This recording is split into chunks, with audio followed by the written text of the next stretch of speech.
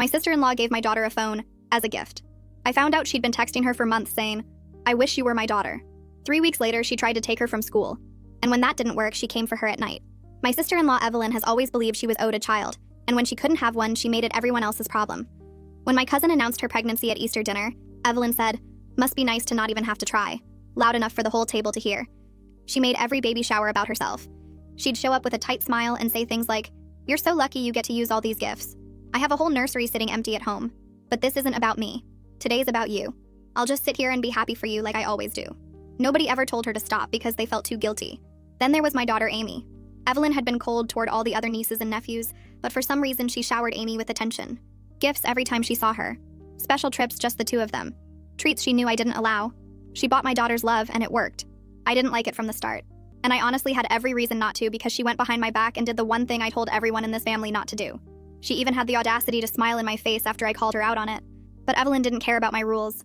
She only cared about making sure Amy loved her more than she loved me. Amy had been begging for a phone for months. She was too young, and the internet is not a safe place for kids, so I told her no. That didn't stop her from asking. She brought it up constantly. She cried about it more than once because her cousins had phones and her friends had phones, and she felt like the only kid in the world being left out. I explained to her that the internet was a dangerous place and she wasn't ready for it. She didn't care. She just heard no, and that was enough to make me the bad guy. I made sure everyone in the family knew where I stood. I told them at a dinner one night that Amy was not allowed to have a phone, and I would appreciate it if nobody gave her one or let her use theirs without my permission. Everyone nodded. They understood. I thought I had made myself clear. Then came my Mill's birthday party. The whole family was there. Kids running around everywhere, food covering every counter, people packed into the living room and spilling out onto the patio. It was the kind of loud, chaotic gathering where you couldn't hear yourself think. I was sitting on the couch with my husband Henry, half listening to my father-in-law tell some story about a fishing trip, when Evelyn stood up from her chair across the room. "Everyone, I have an announcement," she said. All eyes slowly went to her.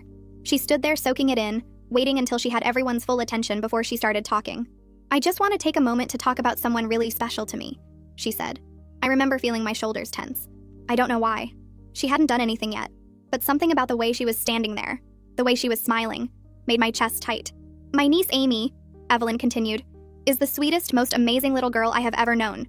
She is kind and funny and smart, and I feel so blessed to have her in my life." Amy was sitting on the floor near the TV. She looked up when she heard her name and smiled that big smile kids do when they're being praised in front of people. I should have felt warm. I should have been happy that someone was saying nice things about my daughter. But I wasn't. Something was wrong. I could feel it. "I love spending time with her," Evelyn said. "I love that she actually wants to hang out with me when some of the other kids couldn't care less." She laughed. A few people laughed with her. "She makes me feel really special." So I wanted to do something to make her feel special too. My smile was frozen on my face. I looked at Henry, but he wasn't looking at me. He was watching his sister like everyone else. "Now I know," Evelyn said, turning her head slightly in my direction, "that her mom can be a little strict sometimes." More laughter. My face felt hot. "But I think every kid deserves to be spoiled once in a while. And Amy deserves it more than anyone." She reached behind the couch. My heart started beating faster, and I didn't know what she was reaching for, but every part of me was screaming that I wasn't going to like it. When she stood back up, she was holding a box. A small rectangular box. White and shiny and unmistakable. A phone. I felt the strongest urge to punch her. "Amy baby, come here," Evelyn said. "This is for you." Amy's eyes went wide. She scrambled off the floor and ran to Evelyn so fast she almost tripped. She grabbed the box and stared at it like she couldn't believe it was real. Then she screamed. Not a small scream. The kind of scream that fills a room and bounces off the walls. She ripped the box open right there and pulled the phone out and clutched it to her chest. Then she threw her arms around Evelyn and hugged her so tight. "Thank you, thank you, thank you," she kept saying. "This is the best present ever. I love you so much." "I love you too, baby," Evelyn said.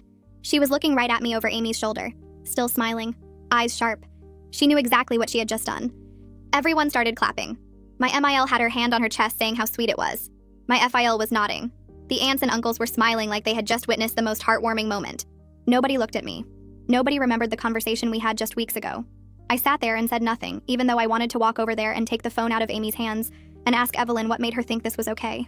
I wanted to remind everyone in that room that I had specifically said no phones. I wanted to make a scene and embarrass her the way she was embarrassing me. But I didn't. Because Amy was so happy, everyone was watching, and I knew the second I opened my mouth, I would be the villain. The strict mom. The one who ruined a nice moment over something small. Evelyn knew that too. That's why she did it there in front of everyone where I couldn't say no without looking like the bad guy. So I clapped. I smiled. I played the part of the grateful mother whose daughter just got a nice gift from her loving aunt. But I wasn't grateful, and Evelyn wasn't loving. She was calculating. And the smug look on her face told me she thought she had gotten away with it, that I would just swallow my anger and move on because I didn't want to cause drama. But I wasn't going to let this slide. The second I got her alone, she was going to hear exactly what I thought about her little stunt. I followed after Evelyn when she went into the kitchen. "The phone," I said, wasting no time. "What was that?" Evelyn tilted her head. "Wasn't it great? Amy loved it. I told everyone a few weeks ago that Amy wasn't allowed to have a phone. You were there." She waved her hand. "Oh, come on, Blair. I figured you'd loosened up by now." "I didn't," I said. "You knew the rule and you broke it anyway." Evelyn sighed and crossed her arms. "Look, I didn't think it was that serious. She's been wanting one for so long and I just wanted to make her happy. Is that so wrong? Why didn't you ask me first?" "Because I knew you'd say no," she said like it was obvious. "And I didn't want to disappoint her." "She's my daughter," I said. "It's my decision." Evelyn flinched. Just barely. Like the word daughter physically bothered her. She recovered fast, but I caught it. "I know that. Then why are you acting like you get a say in how I raise her?" Evelyn's eyes went wide. "Wow. Okay. I give a kid a gift and suddenly I'm overstepping?" She shook her head slowly. "You know I can't have children. You know how hard that's been for me. And now you're standing here making me feel like a monster for wanting to spoil a little girl who actually wants to spend time with me. This isn't about that, isn't it?" she asked. "Because it feels like you're punishing me for loving her too much." "I'm not punishing you for anything. I'm telling you that you crossed a line." Evelyn laughed softly. "You know what I think? I think you're so obsessed with control that you can't stand seeing Amy happy with anyone but you. That's not true. She's 9 years old and you're buying her love with gifts. I'm not buying anything. She comes to me because she wants to. Because I actually listen to her." She smiled. "But sure. Keep telling yourself I'm the problem." She moved toward the doorway. I didn't step aside. "I'm not done," I said. "Well, I am." She brushed past me. "You should get back out there. Amy's probably looking for you. Or maybe she's looking for me." She walked out like the conversation meant nothing. I thought the phone was the worst of it, but it was actually a door to something worse. And Amy fell into that trap. It started with attitude, then the secrecy, then the things she said that didn't sound like her at all.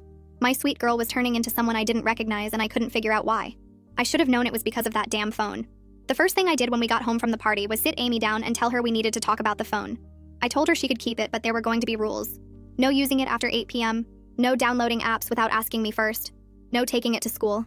She looked at me like I had just told her Santa was giving her coal for Christmas. She started crying and saying it wasn't fair, and that I always ruin everything. I told her these were the rules, and if she couldn't follow them, then the phone would be taken away. She stormed off to her room and slammed the door. A few minutes later, she came back out and said, "Aunt Evelyn was right. You really do need to loosen up." I didn't let that slide. I told her she doesn't get to speak to me that way. I told her if she slammed another door in this house, the phone would be gone before she could blink. She started to argue and I cut her off. I said, "I'm not asking you, I'm telling you." She didn't like it, but she backed down. I wasn't going to let a 9-year-old run my house because someone handed her a phone and told her she was special. But even with the rules in place, things started changing. She was on that phone constantly, at breakfast, during dinner, right up until I told her to put it away for bed. She'd sit on the couch with her head down, fingers tapping away, giggling at things she wouldn't show me. When I asked who she was texting, she'd say no one. When I asked to see what was so funny, she'd lock the screen and say it was private. I took the phone from her a few times when she got too secretive. She threw fits every single time. I grounded her twice in 1 month, which was more than I had grounded her in her entire life. Then came the attitude. She started talking back in ways she never had before, rolling her eyes, sighing like everything I said was exhausting, and the things she said started sounding off. She told me once that I was obsessed with control. Another time she said I didn't know how to let people be happy. These weren't her words. 9-year-olds don't talk like that. She started comparing me to Evelyn constantly. "Aunt Evelyn lets me stay up late. Aunt Evelyn doesn't make me eat vegetables. Aunt Evelyn says kids should be allowed to express themselves. Aunt Evelyn this. Aunt Evelyn that." It was like everything I did was wrong and everything that woman did was right. And then I realized where all this was coming from. Amy left it on the kitchen counter when she ran to the bathroom. The screen lit up with a notification. I wasn't going to look. I really wasn't. But I saw the name, Evelyn. And the message said, "I wish you were my daughter. You can call me Mom if you want to." My heart fell to my butt. I immediately grabbed her phone and went through her messages. Evelyn telling Amy that I was too hard on her, how she's the only one that understands her. Evelyn even told her to delete their texts so I wouldn't find out, and Amy responded to all of it, laughing when Evelyn called me the Wicked Witch of the West, telling her that she wishes she could move in with Evelyn, asking her for advice instead of coming to me. It all made sense now. The attitude, the secrecy, the phrases that didn't sound like her, the way she looked at me like I was the enemy. Evelyn had been in her ear this entire time, turning her against me message by message. Amy came back from the bathroom and saw me holding her phone. She immediately looked scared. "What are you doing? That's my phone. You can't just go through my stuff. I can do whatever I want. I'm your mother." I held up the screen so she could see the messages. "You want to explain this?" She knew exactly what I was looking at. "That's private," she said. "You had no right to read that." You've been texting Evelyn behind my back. She told you to call her mom. She told you to delete your messages so I wouldn't find out. My voice was shaking, but I kept it steady. You're never seeing her alone again. And this phone is gone. No. She tried to grab it and I stepped back. You can't do that. She gave it to me. I don't care who gave it to you. It's done. I hate you, she screamed. You're the worst mom ever. I wish Aunt Evelyn was my real mom. I want to live with her. I stood there and let her scream. It hurt more than I expected. But I didn't back down. Evelyn had been whispering poison into my daughter's ear for weeks, and I was going to put a stop to it whether Amy liked it or not. I thought taking the phone would be the end of it. I thought cutting off their secret conversations would stop whatever Evelyn was trying to do. But taking something away from Evelyn only made her want it more. She wasn't the type to back down. She was the type to push harder. And when she couldn't get to Amy through a screen anymore, she decided to get to her in person. I was at home when my phone rang on a Wednesday afternoon. I didn't recognize the number, but something told me to pick it up. Hi, this is Mrs. McCarty from Amy's school. I'm calling about your daughter, the voice said. I instantly got worried. Is she okay? Did something happen? She's fine, Mrs. McCarty said. But there's a woman here trying to pick her up. She says she's Amy's aunt and that you sent her to get Amy early for a surprise. I just wanted to verify before I release her. What's her name? She said her name is Evelyn. I actually felt my blood run cold. Do not let her take my daughter. Do you hear me? Do not let that woman anywhere near Amy. Of course. I'll let her know we couldn't verify the release. I'm coming right now. Keep Amy in the office until I get there. Don't let her out of your sight. I hung up the phone and my legs gave out.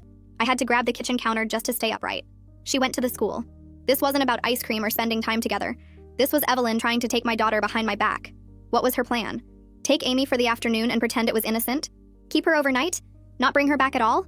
My mind was spinning. How far was she willing to go? What else had she been planning that I didn't know about? If Mrs. McCarty hadn't thought to call me, if she had just believed Evelyn's little story about a surprise, my daughter would be in her car right now, going God knows where, thinking it was all just fun with her favorite aunt. When I got there, Evelyn was still standing in the front office. She looked up when I walked in and had the nerve to smile at me. Blair! There you are. I was just trying to surprise Amy with some ice cream, but they wouldn't let me take her without your permission. She laughed like the whole thing was silly. Schools are so strict these days. I didn't laugh. I walked right past her to the front desk. I need to update my daughter's pickup list, I said to Mrs. McCarty. This woman is not allowed to pick up Amy, ever, under any circumstances. Put it in her file, highlight it. Whatever she says or whatever excuse she gives, she does not leave with my child. Evelyn's smile fell.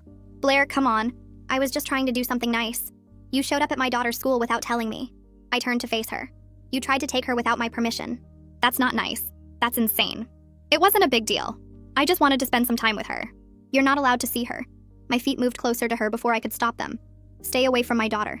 Stay away from her school. Evelyn stared at me. Something flickered behind her eyes for just a second. Something cold. Then she blinked and it was gone. You're overreacting, she said softly. I would never hurt her. I love her.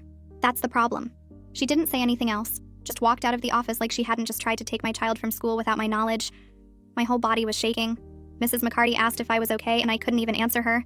All I could think about was what would have happened if she hadn't called me. If she had just handed Amy over because Evelyn smiled and said it was a surprise. I would have never forgiven myself. When we got home, I sat Amy down at the kitchen table. Henry was already there. He had left work early after I called him in a panic about what happened at the school. Amy looked terrified. She knew she was in trouble. Did you know Aunt Evelyn was coming to pick you up today? I asked. She shook her head. Don't lie to me. Her face crumpled. She told me she might. She said she missed me and wanted to surprise me. And you were just going to leave with her without telling anyone? Henry's voice was sharp. She said not to.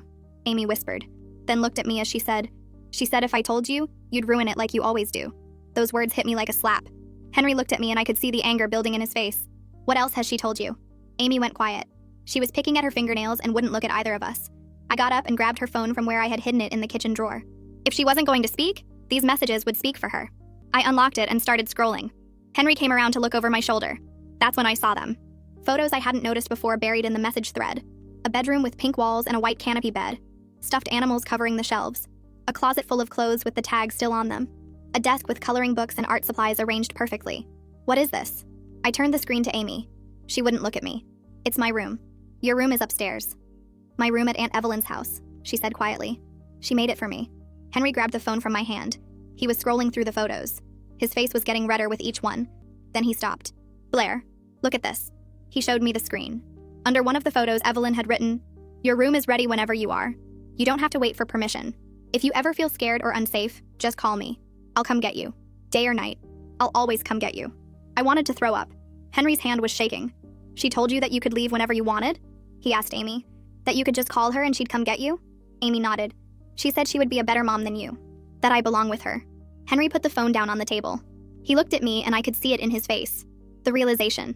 Evelyn wasn't just crossing boundaries. She was trying to replace me. She had been setting this up for months. The gifts, the trips, the phone, the messages. All of it was leading to this. A room waiting, clothes ready, an escape plan planted in my daughter's head. We blocked Evelyn's number. We told Amy she wasn't allowed to see her anymore, and that was final. Amy cried for days. She begged us to change our minds. She said we were being mean for no reason. Henry and I stayed firm. We had to protect her even if she didn't understand. But Amy wasn't just sad. She was furious. She stopped talking to us unless it was to say something cruel. At breakfast, she'd ignore me when I asked her questions. At dinner, she'd push her food around her plate and refuse to eat. When I told her to clean her room, she said, "You can't tell me what to do." One night, I asked her how school was, and she looked at me like I disgusted her. "I don't want to talk to you." "Amy, I'm your mother. You need to show me respect." Aunt Evelyn said you don't deserve respect. She said you're mean and you don't care about me. Henry slammed his hand on the table. "Enough. You don't talk to your mother like that." "I don't care. You're both horrible. Aunt Evelyn is the only one who's nice to me, and you took her away." "She was tricking you," I said. "No, she wasn't. She loves me. You're just jealous because I love her more than you." That one hit me right in the chest. Amy saw it on my face and kept going. "I hate living here. I hate both of you. I wish Aunt Evelyn was my real mom. I wish she could just come take me away." She ran to her room and slammed the door so hard the whole house shook. Henry looked at me. His face was pale. Neither of us said anything. We both knew Evelyn had gotten so deep into her head that we didn't even recognize our own daughter anymore. And the worst part was we had no idea how much worse it was about to get. The next few days were quiet. Too quiet. Amy stopped screaming at us. She stopped slamming doors. She just went to school and came home and locked herself in her room without saying a word. I should have known that wasn't a good sign. I should have realized that silence meant she was planning something. I woke up at 2 a.m. on Saturday. I don't know why. I just did. My eyes opened and I was staring at the ceiling and my heart was pounding like I had just run a mile. Something was wrong. I could feel it in my chest, in my bones. It was that feeling you get when you know something terrible has happened, but you don't know what yet. I sat up. Henry was asleep next to me. The house was silent. Too silent. I listened for Amy's sound machine that she always ran at night, but I couldn't hear it. I threw the covers off and got out of bed. My legs felt weak. I walked down the hall to Amy's room and opened the door. Her bed was empty. For a second, I just stood there staring at the blankets pushed to the side, at the pillow still dented from where her head had been, at the stuffed bear she slept with every night sitting on the floor like it had been tossed aside in a hurry. "Amy?" I said it quiet at first, like maybe she was in the bathroom, like maybe she was downstairs getting water. "Amy?" No answer. I ran to the bathroom. Empty. I ran downstairs. The kitchen was dark. The living room was empty.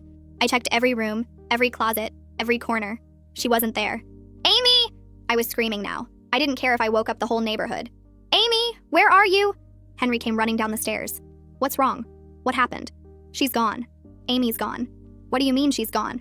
"I mean she's not in her room. She's not in the house. She's gone." Henry ran back upstairs to check for himself. I stood in the living room with my hands shaking so bad I had to press them against my legs to keep them still. My mind was racing. Where would she go? Why would she leave? Did someone take her? Did she run away? And then I knew. Evelyn. I ran to the front door and threw it open. The street was empty. No cars, no people. Just the glow of the streetlights and the sound of my own breathing. I checked the driveway. Both our cars were still there. I checked the backyard. Nothing. Henry came back down. Her window. It's unlocked. She went out through her window. A chill ran down my spine at the realization. She didn't just leave. She snuck out. She planned this. "Evelyn," I said. "She's with Evelyn." "You don't know that." "Yes, I do. Where else would she go?" Evelyn told her she'd be there day or night. She said she could be a better mom than me. She told her. My voice cracked. She took her. Henry grabbed his phone. "I'm calling the police." I was already moving. I grabbed my keys off the counter and my purse and I was heading for the door. "Where are you going?" Henry asked. "Evelyn's house." "Blair, wait for the police." "I'm not waiting." I turned to look at him. "That woman has my daughter. I'm not sitting here waiting for someone to tell me what to do. I'm going to get her." I didn't wait for him to respond. I ran to the car and started the engine. My hands were shaking so bad I could barely grip the steering wheel. I backed out of the driveway too fast and almost hit the mailbox. I didn't care. I pressed my foot down on the gas and drove. Evelyn lived 20 minutes away. I made it in 15. Every red light felt like an hour. Every stop sign felt like torture. My mind wouldn't stop. What if Amy wasn't there? What if I was wrong? What if Evelyn had taken her somewhere else? What if she was already gone? What if I never saw her again? I couldn't breathe. My chest was so tight I thought I was going to pass out. I rolled down the window and gulped in air. The cold hit my face, but it didn't help. Nothing helped. My daughter was gone. My 9-year-old baby was gone, and I didn't know if she was safe. I didn't know if she was scared. I didn't know if she even wanted to be found. That thought hit me harder than anything else. What if Amy didn't want to come home? What if she looked at me when I got there and said she wanted to stay with Evelyn? What if I had lost her for good? No, I couldn't think like that. I had to focus. I had to get to her. Evelyn's car was in the driveway. I parked on the street and got out. My legs felt like they were going to give out, but I made myself walk. I made myself move. I walked up to the front door and I didn't knock. I pounded on it with my fist so hard my knuckles started to hurt. Evelyn, open the door. No answer. I pounded again. Evelyn, I know she's in there. Open the door right now. Still nothing. I tried the handle. It was locked. I looked around for another way in. A window? A side door? Anything. I pounded on the door one more time. Evelyn, if you don't open this door, I swear to God. The door opened. Evelyn stood there in her pajamas looking at me like I was the crazy one. Like I was the one who had done something wrong. Blair? She yawned and rubbed her eye as if I had just woken her up. What are you doing here? For a second I thought I was wrong. But every light in the place was on. I looked past her into the house. Every light was on. She wasn't asleep. She had been waiting for this. Waiting for me to show up. And from the calm look on her face, she wasn't planning on giving me my daughter back without a fight. I had no idea how far gone she really was. I had no idea that the woman standing in front of me didn't see herself as the villain in this story. She saw herself as the hero. And that made her more dangerous than I ever could have imagined. I didn't wait for her to answer. I shoved past her and ran straight into her house. Amy! I was screaming so loud my throat hurt. Amy, where are you? I tore through the living room, the kitchen, the hallway. Evelyn was right behind me, but I didn't care. I took the stairs 2 at a time, nearly tripping, catching myself on the railing. I threw open the first door. Empty. The second. A bathroom. The third door.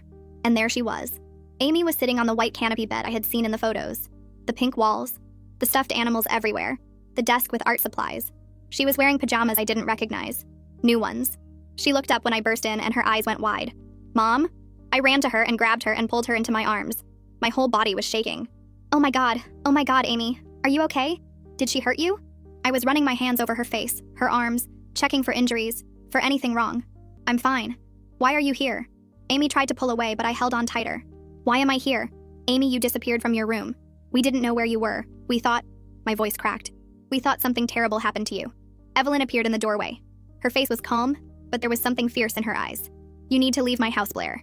Leave? Are you insane? I stood up and moved between Evelyn and Amy. You took my daughter in the middle of the night. You kidnapped her. She didn't take me, Amy yelled from behind me, small but angry. I wanted to come here. I turned to look at her. Amy, you snuck out of the house at 2 in the morning. How did you even... I texted her. Amy's face was red. I got my phone from the drawer and I texted Aunt Evelyn and she came to get me because she actually cares about me. I was taken aback. She had planned this. Amy, you don't understand what's happening here. Yes, I do. Aunt Evelyn didn't take me. She saved me. You're just mad because I don't want to live with you anymore. Amy's voice cracked and tears started falling down her face. I stared at my daughter. She was defending her. She actually thought Evelyn was the hero in this. See? Evelyn's voice was soft behind me. She knows who really loves her. I grabbed Amy's hand. We're leaving. Right now. No, you're not. Evelyn moved into the doorway and blocked it with her entire body. She's staying here, with me, where she belongs. She belongs at home, with her family, with me and Henry. I tried to move forward, but Evelyn didn't budge. I am her family. I've been more of a mother to her than you've ever been. Evelyn's jaw was set. You're not her mother.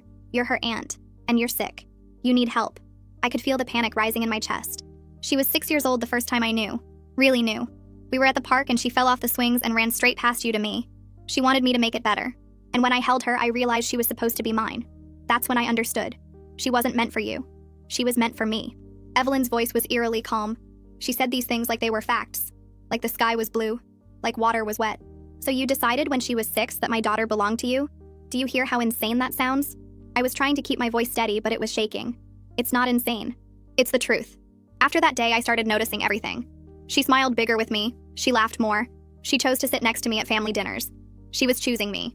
She knew who her real mother was, even if no one else did. Evelyn stepped closer. Her real mother is standing right here. I carried her for 9 months. I gave birth to her. I stayed up with her when she was sick. I taught her to walk and talk and read. Me, not you. I pulled Amy behind me completely. You did those things, but you didn't do them right. You were too strict, too controlling. You suffocated her. I would have given her freedom. I would have let her be herself.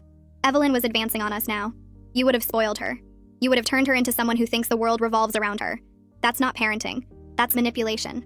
I backed up until we hit the wall. I gave her what she needed, what you refused to give her. And now she's finally home. Evelyn reached for Amy and I slapped her hand away. Don't touch her. She's my daughter. Evelyn screamed it right in my face. No, she's not. She never was. You latched onto a baby that wasn't yours and convinced yourself she belonged to you, I screamed back. I didn't convince myself of anything. She was supposed to be mine. Why do you think she always wanted to be around me? Why do you think she always chose me over you? Because she felt it too. That connection. That bond. Evelyn grabbed for Amy again, and this time she got her arm. Let go of her. I tried to pry her fingers off, but her grip was like iron. No. I've waited too long. I've been patient. I've done everything right. I made her this room. I bought her clothes. I prepared for her to come live with me. This is her home now. Evelyn yanked Amy toward her.